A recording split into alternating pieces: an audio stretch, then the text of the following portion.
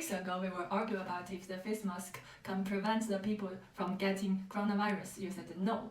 But several weeks after, more and more Western countries admit, including Sweden, admits face mask can protect healthy people, especially against asymptomatic spread. Austria and Germany even force their people to wear face masks in the supermarkets and subways. In Sweden, more and more people on the street, they start to wear face masks to protect themselves, but really hard for them to buy it right now. And even for our Swedish neighbors, they ask some face mask from me and ask me to teach them how to use face mask, and they appreciate about that. So how do you think right now? Yeah, it's pretty good to have a Chinese wife. Hello， 大家好，我是芳芳，我是一个生活在北欧的中国姑娘，这是我的瑞典先生。大家好，我是中国女婿马桑多，我是瑞典人。今天呢，我要来采访他一下，作为一个中国女婿是什么样的感受？有什么他觉得特别值得称赞的地方，或者是有一些什么样的挑战 ？So today we are going to talk about your experience to getting married with a Chinese. Now we can talk about benefits. The first thing that comes to my mind is Chinese food. Since China have some of the best foods in the world, and of course when you're married to a Chinese person, you get much more opportunities to eat all the delicious Chinese food. Which kind of food do you like? You can talk to them. In general, I like kind of the spicy, salty, bit sour food. Not too much the more kind of sweet and sour flavors. I like, of course, Yunnan cuisine and Sichuan cuisine. Hot pot. Yeah, hot pot. Baking roasted duck. Yeah, I also like baking duck. And some of my favorite food is the Dai Su food. Yeah, it's in my last video. If you're interested, you can check. And something else, and then maybe you also can learn to cook Chinese food, right? Yeah. Since I have a Chinese wife, and also especially my Chinese parent-in-law who are very good at cooking, so I can learn a lot of cooking Chinese food from them.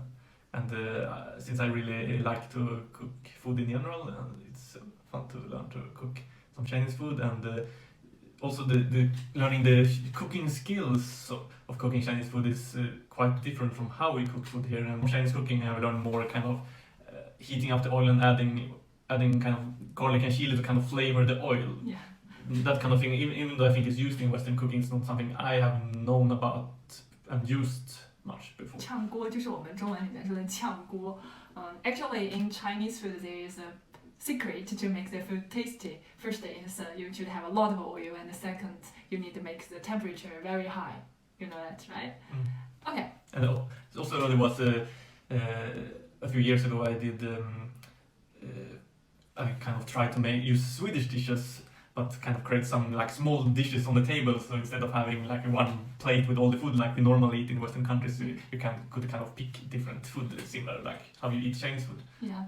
Another benefit since we go to China pretty often is how easy it is to find all kind of products to buy online, for example. Since many factories and many things are produced in China, you can find so many different things, and usually it's very cheap as well. For example, for my Nintendo Switch, I could easily buy some covers for it, and we also bought a lamp to have in the roof in our apartment. I can show you. Yeah. This one. So it's supposed to kind of be a crystal lamp. Yeah, but when we bought it, it was just it's a pretty cheap lamp, and the crystals was just some plastic shaped crystals. Yeah. It looked very cheap. So in China we could just buy This the kind of same man-made Okay. crystals in exactly the same shapes and how many we wanted so we could put it on the lamp by ourselves instead, and then it looks much better. Yeah, but if you buy this kind of quality lamp in Sweden, it will cost like 4,000 or 5,000. Yeah. But this lamp we bought like 900, and I used I like think it's much less even. no 999 I remember, and then I spent like 100 to buy the man-made crystal from China and make it looks like very luxury. I didn't really look, but I'm also going to guess I wouldn't even be able to buy this kind of separate crystals in Sweden. Yeah, and also this time buy face mask. We bought some face mask from China, and I used some transportation service to help us to get some face mask and something to protect us from China when you couldn't buy things from Sweden. Another example is during this last Christmas, my laptop, the keyboard on my laptop stopped working. So it was just the keyboard was broken, and I could easily find a replacement in China. And the interesting thing about this is I have a Swedish keyboard on my laptop, but I could still in China find the Swedish replacement with the Swedish special buttons. So we could buy it cheaply and also get it replaced very quick and cheap in China. Yes. I really like Chinese cultural things, tourist spots with old buildings where you can see some historical things. Especially, I really like Chinese old style kind of buildings, palace, like one we have been to in Lijiang in Yunnan. So some Naxi people's palace. Yeah. 穆王府. It's a palace, but it's not like super big. It's not like Forbidden City, but it has some really nice both buildings and environment. 那个是在丽江的古城里边，如果大家有机会一定要去。And also Chinese traditional clothes, all the different styles, and usually it's very colorful. I really like it. 他特别喜欢汉服。对。What more? And also I really like when you go to Chinese museums, you can really feel how old history China has. It's kind of not just the history of China, you can feel it's the history of mankind. Many things were invented in China. You can find like all the utensils, spoons, bowls and that kind of thing is very old ones. This is very interesting to see. We often travel to a lot of museums in China, like in Beijing, and the year before last year we have been Changsha, and you have seen a mummified body that has been preserved for a very long time. 辛追夫人在长沙的博物馆里边，那是一个非常有名的千年不腐女尸，大家有兴趣也可以去看一下。Another benefit of being married to a Chinese person is that you get a lot of opportunities to meet Chinese people. I really like Chinese people since Chinese people are usually very open, especially compared to Swedish people. Swedish people are nice, but not quite, not too social, including myself. So it's always refreshing to meet with a lot of Chinese people, kind of very open, talk a lot, easy to get common friends and contact with each other. Yes. And when we are in China, I really like the kind of Chinese eating culture when you're a lot of people sitting at the table eating and maybe drinking and just talking with each other. It kind of becomes long dinner where you get a lot of kind of social contact. Yes, and the interesting thing is now we are in Sweden, we still have more Chinese friends than Swedish friends because both of us are not from Stockholm, so we just moved here like 4 years ago, and he was in another city, so he doesn't have any friends in Stockholm, and me too. So when we just moved to here and we started making friends, but we make a lot of Chinese friends. He often go to some Chinese friends' home with me to have dinners with them, and we also invite Chinese friends to our home. But we didn't do that too much with the Swedish people. That's why my Swedish didn't improve a lot. But you should have better Chinese. The benefit when you marry with a Chinese person is that you kind of really become part of that new family. Even though it's kind of the same in Sweden that you become part of the family, but in China it feels so much more that you really are a part of the same family. For example, we have our own room in China. When we go to my parents, we are guests, we visit them. But when we go to China, it's kind of we go back to our other home. We have our own bedroom, and it's kind of we are back home with our family, not visiting my parents-in-law. But with this, of course, you get both the good parts and the bad parts of being part of a family. But mostly, I would say it's a good part. This also means you get a lot of support from our parents, my parents-in-law, like babysitters, and also economical support. There are several parts of this. Partly is because of the one-child policy. Chinese parents in general just have one child and their grandchildren to focus on, while my parents, for example, have 3 children, so it's they can't really provide with a lot of economical support for each of us. Yeah, but also I think because of the cultural difference, the Western people usually be independent much earlier than Chinese, and also it's kind of even if you cannot buy apartment, you can rent it. Yes.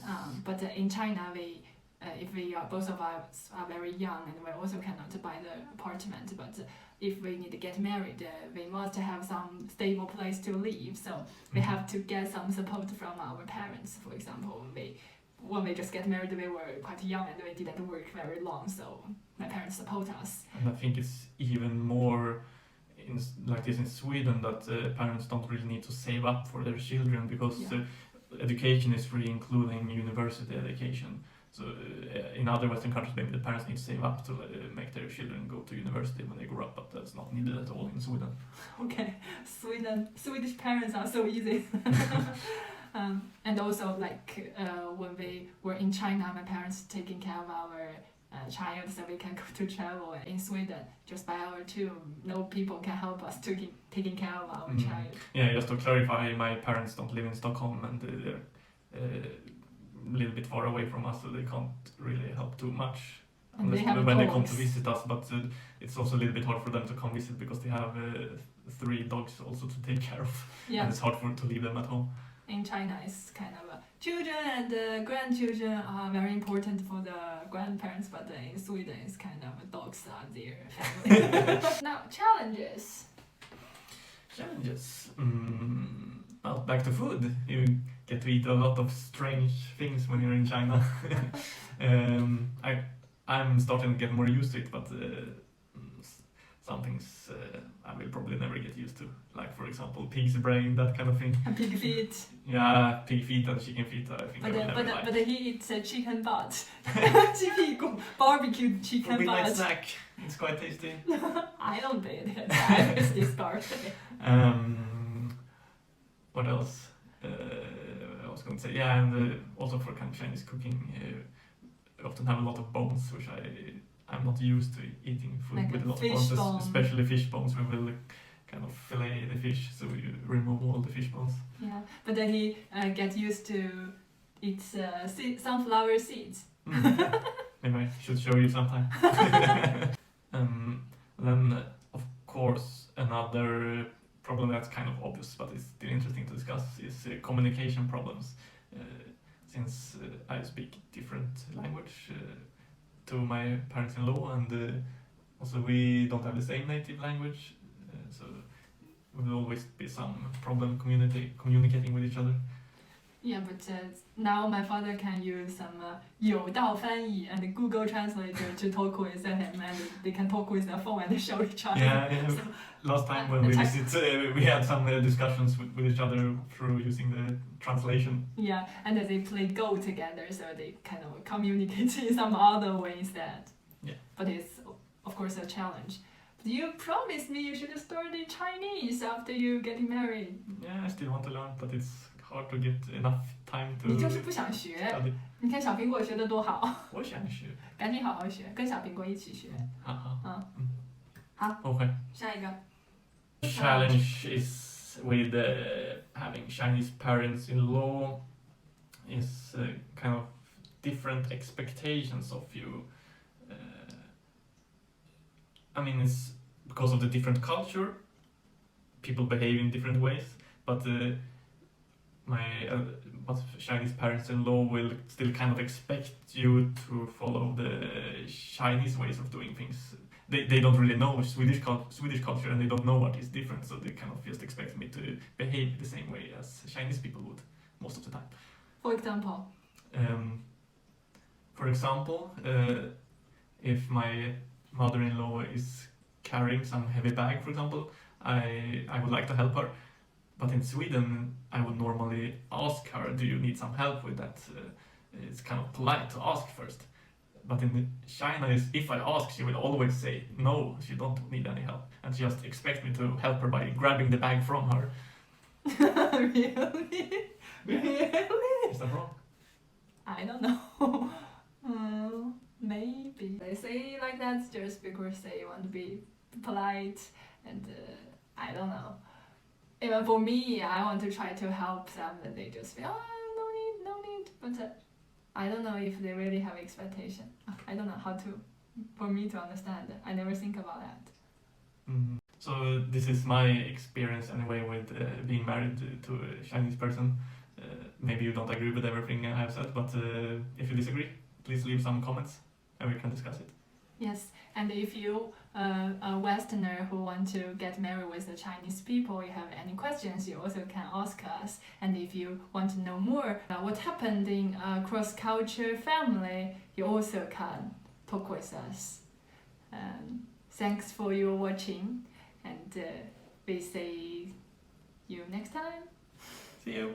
Bye bye. Bye bye.